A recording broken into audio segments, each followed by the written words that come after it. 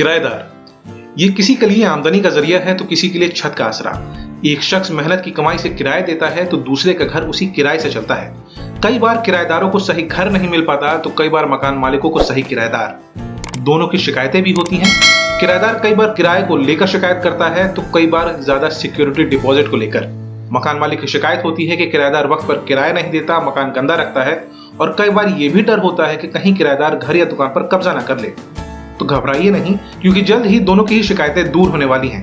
ना किराएदार को मकान मालिक से कोई शिकायत होगी और ना ही मकान मालिक को कोई डर, क्योंकि सरकार बहुत जल्द आदर्श किराया कानून लाने जा रही है। इस कानून में मकान मालिक और किराएदारों दोनों के लिए ही प्रावधान किए गए हैं। नए कानून में मकान मालिकों और किराएदारों दोनों की ही अधिकार और जिम्मेदारियां बताई गई हैं। अभी तक देश में किराए के घर और मकानों को लेकर कोई ऐसा कानून नहीं है। सरकार का भी कहना है कि इस कानून के आने के बाद किराए के घरों को बढ़ावा मिलेगा। ये कानून किराएदार और मकान मालिक दोनों के लिए ही फायदेमंद साबित होगा। सुनने में अच्छा तो लग रहा है कि नए आदर्श कानून में सरकार ने मकान मालिकों और किराएदारों दोनों का ही ख्याल रखा है, लेकिन सवाल यह है कि इस नए कानून के आने के बाद किसे क्या मिलेगा। तो चलिए सबसे पहले जानते हैं कि मकान मालिक को इस कानून से क्या अधिकार मिलेंगे। तो आदर्श कानून में 2 महीने का किराया नहीं देने पर मकान मालिक किराएदार को घर से निकाल सकता है, या फिर अगर किराएदार घर का गलत इस्तेमाल करता है तो भी मकान मालिक उसे घर से निकाल सकता है। एग्रीमेंट की मियाद खत्म होने पर किराएदार को मकान या दुकान खाली करना पड़ेगा। किराएदार ने खाली नहीं किया तो मकान मालिक ज्यादा किराए की मांग कर सकता है। मकान मालिक 2 महीने तक 2 गुना किराए की मांग कर सकता है और फिर 2 महीने बाद 4 गुना किराए की भी मांग कर सकता है। मकान मालिक किराए पर दिए घर के लिए रेनोवेशन का काम भी करवा सकता है। रेनोवेशन के बाद मकान मालिक घर का किराया बढ़ाने के लिए भी कह सकता है।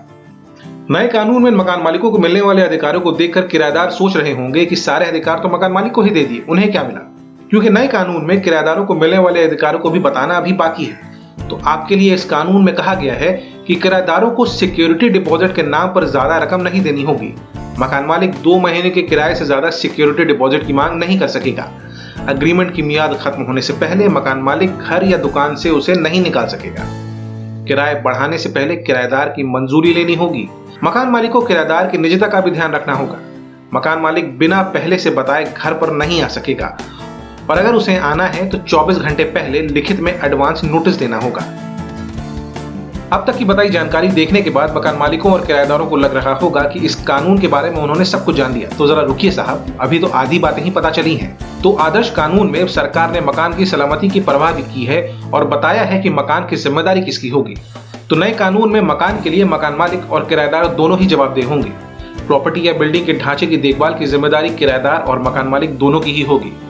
मकान मालिक या किराएदार घर की देखभाल करने से मना नहीं कर सकते। मकान किराए पर दिया है तब भी मकान मालिक को घर की देखरेख करनी होगी। उसी तरीके से किराएदार को घर में रहने के दौरान घर की देखरेख करनी होगी।